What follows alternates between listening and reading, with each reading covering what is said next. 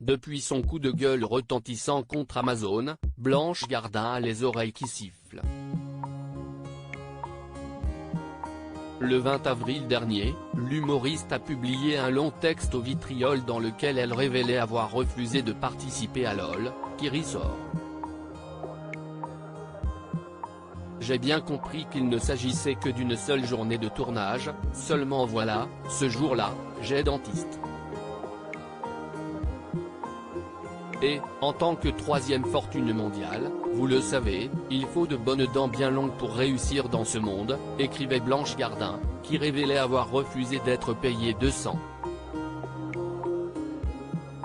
000 € quand l'association caritative de S. Honchoir remporterait, elle, 50 000 €, si c'est-à-dire 4 fois moins, et encore, seulement si, elle, gagne.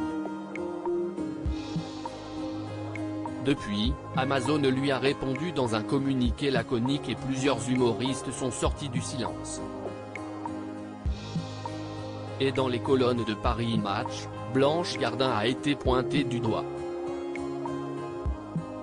Sous couvert d'anonymat, plusieurs personnes ont en effet attaqué l'humoriste. Notamment acteur-réalisateur avec qui elle a travaillé et qui ne comprend pas son coup de gueule. Il s'agit ni plus ni moins d'un coup de péteux. Ça ne se fait pas de balancer ainsi des salaires.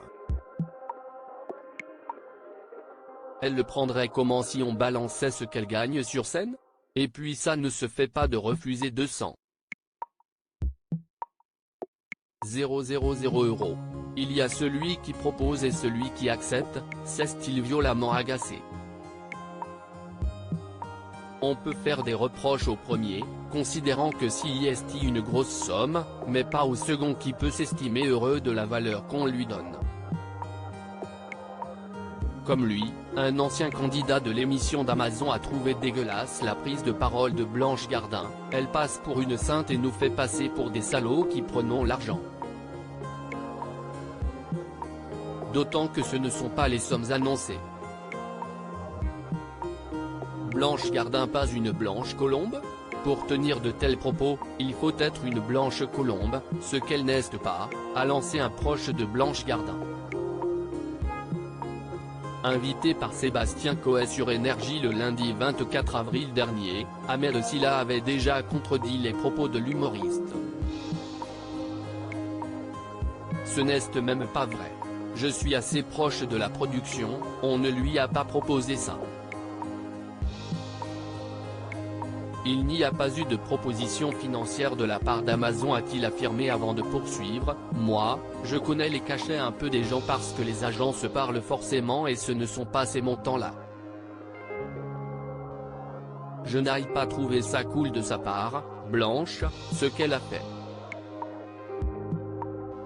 Parce que ça jette un peu l'opprobre sur nous autres, ceux qui l'ont fait, ajoutait Ahmed Silla, qui a admis avoir touché un bon billet pour participer à LOL, qui ressort. Et si est un peu tous ceux qui ont accepté, vous êtes un peu des nazes, je suis un peu mieux que vous. Ce n'est pas hyper cool.